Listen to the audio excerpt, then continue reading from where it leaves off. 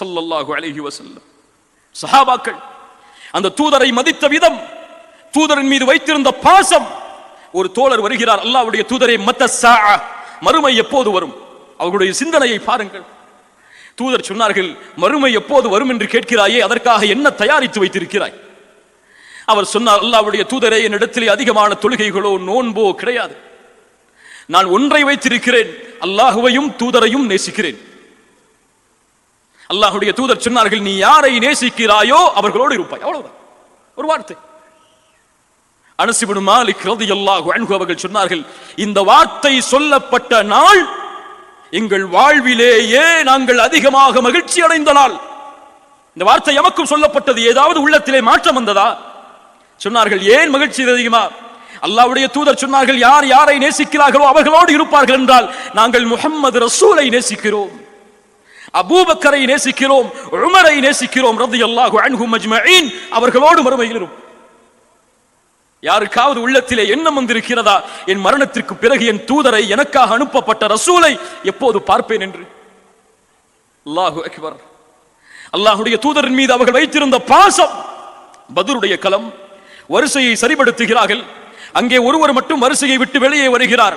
அல்லாஹ்வுடைய தூதர் தன்னுடைய கையில் வைத்திருக்கக்கூடிய குச்சியை கொண்டு அவரை கொஞ்சம் குத்தி உள்ளே தள்ளினார்கள். இஸ்தௌ யா சவாத், வரிசையை சரிபடுத்துங்கள் சவாதே. அவர் சொன்னார், அல்லாஹ்வுடைய தூதரை, என்னை வேதனைப்படுத்தி விட்டீர்கள், பழி தீர்க்க வேண்டும். சஹாபாக்கள் கோபமடைந்தார்கள். வேண்டாம், இதோ சவாதே, உனக்கு முன்னால் இருக்கிறேன், பழி தீர்த்துக்கொள். கையில் இருந்த குச்சியை தூக்கி எறிந்து அல்லாஹ்வுடைய தூதரை தட்டி அணைத்தார் அந்த தோழர். கேட்டார்கள், சவாதே, ஏன் இப்படி செய்கிறாய்? அவர் சொன்னார், அல்லாஹ்வுடைய தூதரே, எங்களுடைய நிலைமை இந்த போர்க்களத்தில் பார்க்கிறோம். திரும்பி வருவோமா இல்லையா என்று எங்களுக்கு தெரியாது. ஆனால் இந்த உலகத்தில் என் உயிர் பிரியும் பொழுது நான் தொட்ட கடைசி தோளாக உங்களுடைய தோளும் என்னுடைய தோளும் ஆக வேண்டும் என்று ஆசைப்பட்டேன், அதனால் செய்தேன். இந்த முஹப்பத்தை கற்பனை கூட எம்மால் செய்து முடிக்க முடியும். அல்லாஹு அக்பர்.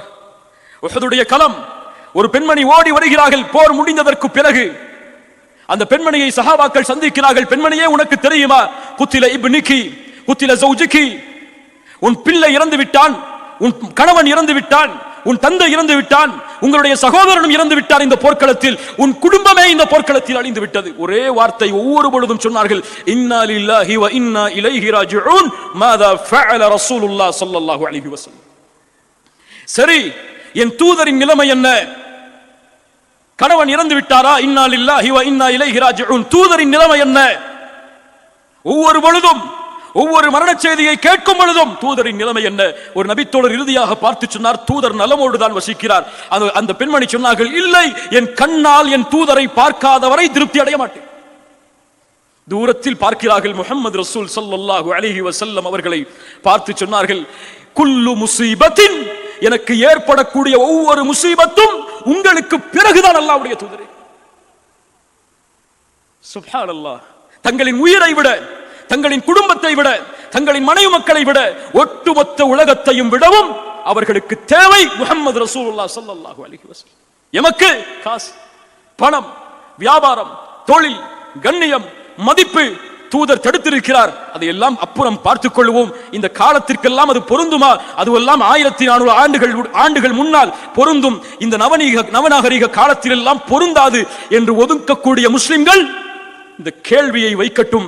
இதே நிலையில் நான் நீங்கள் மரணித்தால் கபூரில் முஹம்மது ரசூலுல்லாஹ் யார் என்று கேட்கப்படுமே, என்ன பதில் சொல்வீர்கள்? என்ன பதில் சொல்வீர்கள்? அஷ்ஹது அன்ன முஹம்மது ரசூலுல்லாஹ் என்று கூறி இருக்கிறேன், பதில் சொல்லி விடுவேன். முடியாது. தூதரை நேசிக்க வேண்டிய முறையில் நேசித்து, தூதரை பின்பற்ற வேண்டிய முறையில் பின்பற்றி, தூதர் விளக்கியதை அவர்கள் விளக்கக்கூடிய முறையில் விளக்காமல் ஒருபோதும் தூதரை பின்பற்றுகிறோம் என்று எவரும் கூறுவதற்கு தகுதி இல்லை. அல்லாஹ் எம்மை மன்னிப்பானாக. பிலால் இப்னு ரபாஹ் ரலியல்லாஹு அன்ஹு மிகச்சிறந்த நபி தோழர். இந்த உலகம் அழியும் வரை ஒரு கருப்பு நிற அடிமையின் புகழ் இந்த உலகம் முழுக்க பரவி இருக்கும். Bilal ibn Rabah. ஏன்? தூதரை விட்டு ஒருபோதும் பிரியாதவர் பிலால் ரலியல்லாஹு அன்ஹு.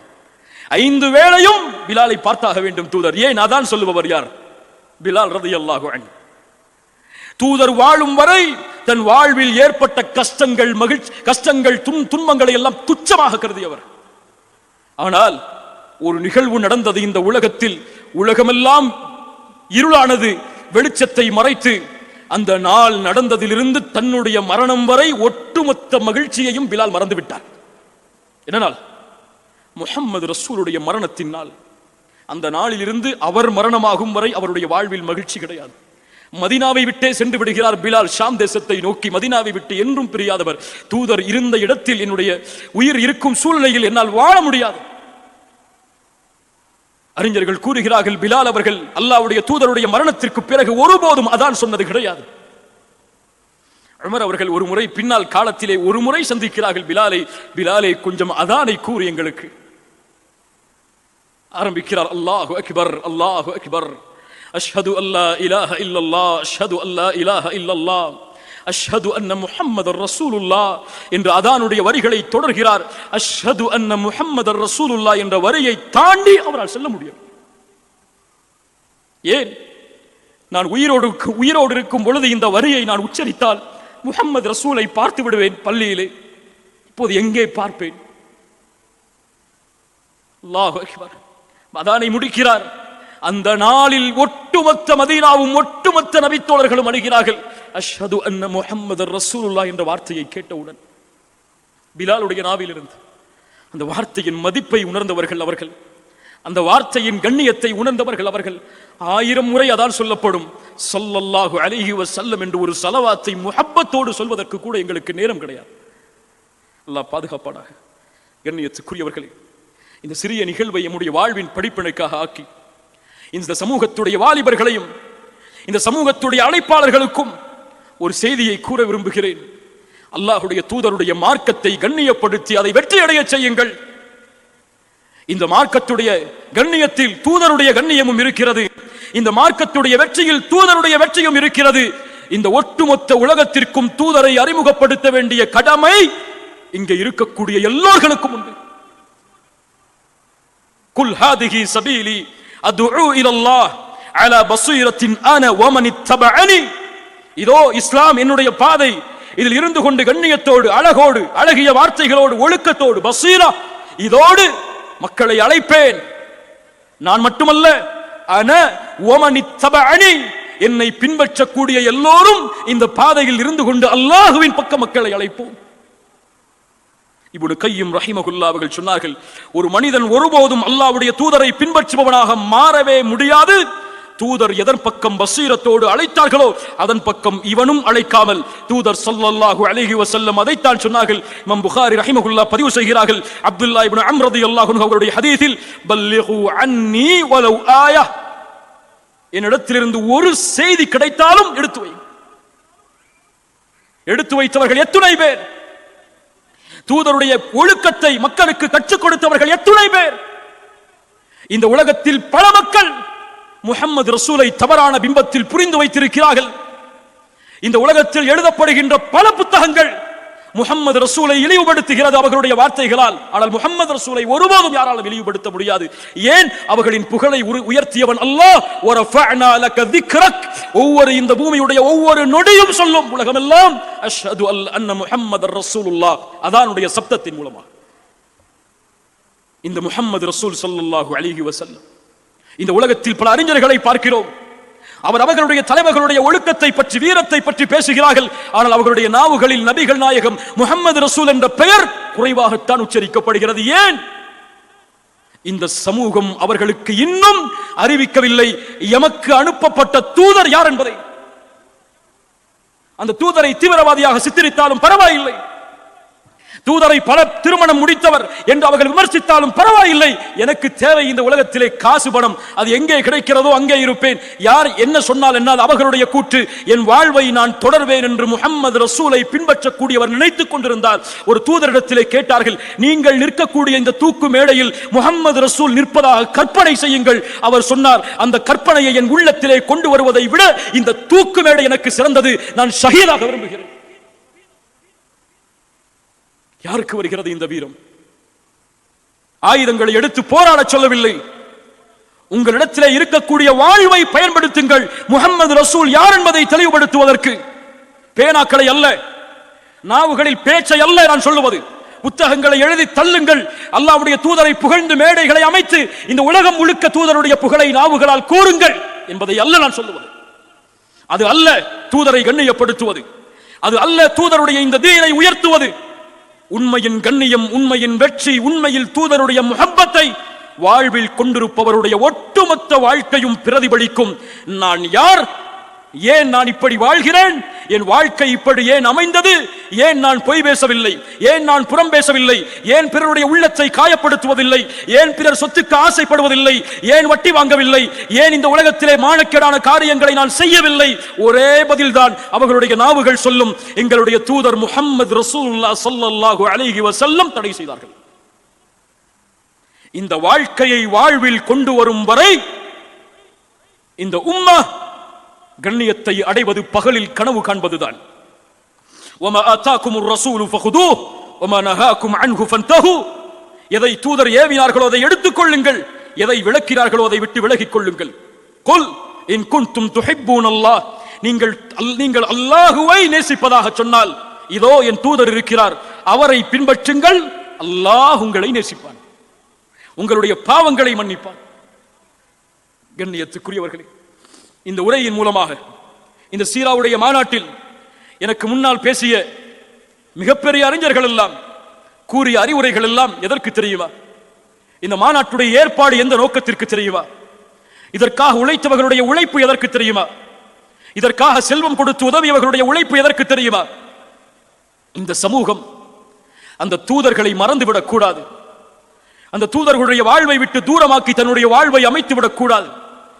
இந்த சமூகம் திரும்பக்கூடிய ஒவ்வொரு இடமும் அந்த தூதர்களுடைய வாழ்க்கை பிரதிபலிக்க வேண்டும். குறிப்பாக முஹம்மது ரசூலுடைய வாழ்வை இந்த சமூகம் படித்தாக வேண்டும். பலகீனம் இதே நிலைமையில் வாழ்ந்தால் என் நிலைமை என்னவாக போகும் என்பதை அல்லாஹ்வை தவிர வேறு யாரும் முடிவெடுக்க முடியாது. தனக்காக அனுப்பப்பட்ட தூதருடைய ஒரு வரலாற்றை கூட படிக்காத அறியாத சமூகம் எப்படி இந்த உலகத்திலே கண்ணியத்தை தேடி, உலகத்திலே வரக்கூடிய துன்பங்களை தேடி தன்னுடைய பாதுகாப்பை அமைத்துக் கொள்ள முடியும்? உஹதுடைய களம் நீங்கள் எல்லாம் அறிந்ததுதான். மிகப்பெரிய படை அமைந்தது. அல்லாஹ்வுடைய தூதர் தன்னுடைய படையை வீரப்படுத்தினார்கள். ஒரு படைக்கு சொன்னார்கள், அம்பெய்தக்கூடிய வீரர்களுக்கு, நீங்கள் ஒருபோதும் இந்த இடத்திலிருந்து கீழே இறங்காதீர்கள், நீங்கள் இறங்காதீர்கள். எங்களுடைய பிணங்களை அவர்கள் மிதித்து வந்தாலும், கழுகுகள் எங்களுடைய பிணங்களை தின்பதை நீங்கள் பார்த்தாலும், நாங்கள் கனிமத்துடைய செல்வத்தை எடுத்துக் கொள்வதை நீங்கள் பார்த்தாலும், என் வார்த்தையிலிருந்து இறங்குங்கள் என்று சொல்லாதவரை இறங்கி விடாதீர்கள் என்ற ஒரு வார்த்தை, ஒரு கட்டளை சொன்னார்கள். ஆனால் அங்கே இருந்த சில நபித்தோழர்கள் தூதர் சொன்னது போர் முடியும் முறைதான் என்று சில விளக்கங்களை கூறிக்கொண்டு அங்கிருந்து கீழே இறங்கி வர ஆரம்பித்தார்கள். அவ்வளவுதான். தூதருடைய ஓர் வார்த்தை மீறப்பட்டதால் உஹதுடைய களத்தில் இருந்த ஒட்டுமொத்த அல்லாஹ்வின் உதவியும் நிறுத்தப்பட்டது. அந்த சோதனை யாரையும் விட்டபாடில்லை. முஹம்மது ரசூலுடைய பற்கள் உடைக்கப்பட்டு அம்புகள் எல்லாம் முகத்தில் தைத்து முகமெல்லாம் இரத்தமாக, யா அல்லாஹ், என் சமூகம் அறியாமல் செய்து விட்டது, அவர்களை மன்னித்து விடு யா அல்லாஹ் என்று பிரார்த்தனை செய்யும் அளவிற்கு தூதருடைய நிலைமையையும் அந்த போர்க்களம் சோதனையால் சூழ்ந்து விட்டதென்றால், தூதருடைய ஒரு வார்த்தை மீறப்பட்டதற்காக என்றால், இப்போது கேட்கிறேன், உலக நாடுகளில் முஸ்லிம்கள் படக்கூடிய இன்பங்களும் துன்பங்களும் எதற்காக? பதிலை நீங்கள் அறிந்திருப்பீர்கள். அல்லாஹ் ரப்புல் ஆலமீன் நம்மை சீர்படுத்துவானாக. ஏதோ உரைகளை கேட்டோம், அறிஞர்கள் எங்களுக்கு அறிவுரை செய்தார்கள். மூசா அலைஹிஸ்ஸலாமை பற்றி பேசினார்கள், ஈசா அலைஹிஸ்ஸலாமை பற்றி பேசினார்கள், நூஹை பற்றி பேசினார்கள் அலைஹிஸ்ஸலாம், இப்ராஹிம் ஹலீலுல்லாவை பற்றி பேசினார்கள், முஹம்மது ரசூலுல்லாவை பற்றி பேசினார்கள். நன்றாக இருந்தது. இதை போன்று யாரும் பேச முடியாது என்று கிளம்பி செல்வதற்கல்ல இந்த சபை. இங்கே அல்லாஹ் சாட்சியாக இருக்கிறான். நாம் எல்லோரும் மனதில் உறுதியேற்றுக் கொள்ள வேண்டும். என்னுடைய வாழ்க்கை இனிமேல் மாறும் தூதருடைய வாழ்க்கையோடு. இந்த உலகம் தூதருடைய வரலாற்றையும் வாழ்வையும் என்னிடத்திலிருந்து படித்துக் கொள்ளட்டும் என்று கிளம்பக்கூடிய ஒவ்வொரு மனிதனாக நாம் மாறினால், இந்த உலகத்தில் எத்துணை அழைப்பு பணிகளுக்கு தடை வந்தாலும், எந்த அழைப்பு பணியின் கதவு மூடப்பட்டாலும், இந்த உலகம் அல்லாஹ்வுடைய தீனை நோக்கி வரும், எம்முடைய வாழ்வில் வெளிப்படும் இஸ்லாமிற்காக.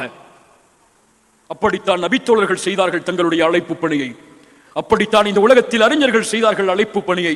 இன்று புத்தகமாகவும் மேடைகளிலும் ஏதோ சில புகழ்ச்சிகளுடைய சபைகளிலும் தூதரை பற்றி பேசுகிறோமே தவிர, வாழ்க்கையில் தூதருடைய வாழ்க்கை என்பது 99.99% கூட கிடையாது.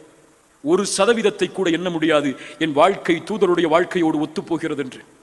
அல்லாஹ் எம்மை சீர்படுத்துவானாக, அல்லாஹ் எம்மை ஒழுக்கப்படுத்துவானாக, அல்லாஹ் எம்மை தூதருடைய வாழ்வோடு இணைப்பானாக. முஹம்மது ரசூல் ஸல்லல்லாஹு அலைஹி வஸல்லம் அவர்களுடைய வாழ்க்கையை படிக்க தொடங்குவோம் இன்ஷா அல்லாஹ். இதுவரை தூதருடைய வாழ்வை அறியாதவர்கள் சீரா புத்தகங்களை புரட்டுங்கள்.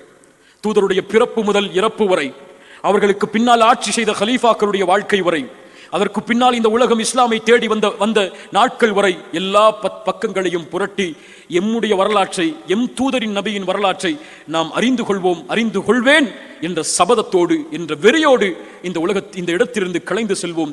அல்லாஹ் எமக்கு அதற்கு அருள் செய்யட்டும். யாரும் இதை கேட்டோம் அலட்சியமாக விடுவோம் என்று இருந்தால் எம்முடைய கபரில் கேட்கப்படும் கேள்விகளை பயந்து கொள்வோம்.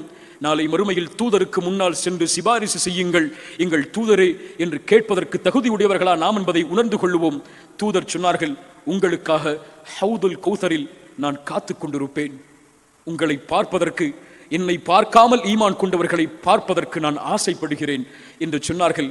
கண்ணியத்தோடு இதோ வந்துவிட்டோம் தூதரே ஹவுதுல் கௌசரை நோக்கி, இந்த பௌர்ணமியின் வெளிச்சத்தை விட பிரகாசமான இந்த முகத்தை பார்ப்பதற்காக என்று விரண்டோடி ஹவுதை நோக்கி செல்லக்கூடிய மக்களாக அல்லாஹ் எம்மை ஆக்குவானாக. அது இல்லாமல் ஹவுதை நோக்கி வரும்பொழுது, தூதரே இவர்கள் உங்களுடைய சமூகம் இல்லை, நீங்கள் மரணித்ததற்கு பிறகு இவர்கள் தீனை மாற்றி விட்டார்கள், உங்களுக்கு முரண்பட்டு விட்டார்கள் என்று மலக்குகளால் அறிமுகப்படுத்தப்பட்டு, தூதர் என்னை விட்டு விரண்டு செல்லுங்கள் என்று சொல்லக்கூடிய மக்களாக அல்லாஹ் எம்மை ஒருபோதும் ஆக்காமல் இருக்கட்டும். அல்லாஹ் எம்மை பாதுகாப்பானாக. தூதருடைய முஹப்பத்தை நம்முடைய வாழ்வில் அல்லாஹ் தருவானாக. தூதரை பின்பற்றுவதற்கு அல்லாஹ் அருள் செய்வானாக. அல்லாஹுடைய தூதர் முஹம்மது ரசூலுல்லாஹ் ஸல்லல்லாஹு அலைஹி வஸல்லம் அவர்களை மஹ்ஷர் மைதானத்தில் அல்லாஹ் பார்ப்பதற்கு, அவர்கள் இருக்கக்கூடிய சபையில் அமர்வதற்கு, சொர்க்கத்தில் அவர்களோடும் அவர்களுடைய குடும்பத்தார்களோடும் அபூபக்கர், உமர், உஸ்மான், அலி, பிலால், சுமையா, ஃபாத்திமா இப்படி கண்ணியமான ரலியல்லாஹு அன்ஹும் நபித்தோழர்களோடும் எம்மையும் எம்முடைய குடும்பத்தார்களையும் அல்லாஹ் இணைப்பதற்கு எமக்கு உதவி செய்வானாக. ஜஸாக்குமுல்லாஹு கைரன், பாரக்கல்லாஹு லக்கும். இந்த மாநாட்டில் 2 பிரிவை அல்லாஹ்விடத்தில் அவர்களுக்காக பிரார்த்தனை செய்கிறேன். வாலண்டியர்ஸ் இந்த மாநாட்டிற்காக 2 நாட்கள் இரவு பகல் பார்க்காமல் தங்களுடைய ஒட்டுமொத்த நேரத்தையும் இந்த மாநாட்டுடைய பணிக்காக, அல்லாஹுடைய தீனுக்காக அவர்கள் இங்கே கேட்டுக்கொண்டிருந்தால் உள்ளத்தில் ஷைத்தான் பெருமையை கொண்டு வந்து விட வேண்டாம். அல்ஹம்துலில்லாஹ் என்று சொல்லுங்கள், அல்லாஹ்வை புகழுங்கள். இந்த பணியில் உங்களை அல்லாஹ் ஆக்கியதற்கு இந்த உலகத்தில் எத்தனையோ மக்கள் அசிங்கமான மானக்கேடான செயல்களில் தங்களுடைய நாட்களை கழித்துக் கொண்டிருக்கும் பொழுது அல்லாஹுடைய தீனுடைய பூமியில், அவனுடைய அந்த பூமியில் தங்களுடைய பாதத்தை பணி செய்வதற்கு அல்லாஹ் அருள் செய்ததற்கு அல்ஹம்துலில்லாஹ் என்று சொல்லுங்கள். பார்க்கிங் வாலண்டியர்ஸ், இன்னும் இந்த மாநாட்டிற்கு எல்லா ஏற்பாடுகளையும் செய்தவர்கள், இதோ இந்த எக்ஸிபிஷன் 2 நாட்கள் எவ்வளவு மக்கள் வந்தாலும், ஒருவர் வந்தாலும் தங்களுடைய முழு சக்தியையும் அவர்களுக்கு கொடுத்து இந்த தீனை விளக்க வேண்டும் என்று பாடுபட்ட இவர்களுக்கும், இந்த மாநாட்டிற்காக ஒத்துழைப்பளித்த எல்லோர்களுக்கும் அல்லாஹ் அவர்களுடைய அமல்களை பொருந்திக் கொண்டு இதனுடைய கூலியாக அல்லாஹ் ஜன்னத்துல் ஃபிர்தௌஸை ஆக்குவானாக. இங்கே வருந்த எம்முடைய அறிஞர்கள், அவர்கள் எல்லோர்களையும் அல்லாஹ்விற்காக நான் நேசிக்கிறேன். அந்த அறிஞர்களுடைய பணியை அல்லாஹ் பொருந்திக் கொண்டு அவர்களுடைய வாழ்வை அல்லாஹ் நீட்டுக் கொடுத்து அவர்களுடைய மாணவர்களாக எம்முடைய மரணம் வரை தொடர்வதற்கு அல்லாஹ் ரப்புல் ஆலமீன் எமக்கு அருள் செய்வானாக. ஜஸாக்குமுல்லாஹு கைரன், பாரக்கல்லாஹு லக்கும். அல்லாஹ்வின் மீது சத்தியமிட்டு சொல்கிறேன், எல்லோர்களையும், உங்கள் எல்லோர்களையும் அல்லாஹ்விற்காக நாங்கள் நேசிக்கிறோம். எங்களோடு நீங்கள் இணைந்திருந்து இந்த தீனுடைய பணியை செய்ய வேண்டும் என்று ஆசைப்படுகிறோம். இணைவோம் அல்லாஹுடைய தீனுக்காக, அல்லாஹுடைய மார்க்கத்திற்காக, ஒழுக்கத்தோடு, பண்போடு, பாசத்தோடு, நேர்மையோடு தூதர் ரசூலை பின்பற்றக்கூடியவர்கள் நாங்கள் என்ற ஒரு கண்ணியமான பட்டத்தோடு இந்த பணியில் இணைந்திருப்போம். அகூலு கௌலி ஹாதா அஸ்தக்ஃபிருல்லாஹ் லி வலக்கும். அஸ்ஸலாமு அலைக்கும் வரஹ்மத்துல்லாஹி வபரகாத்துஹு.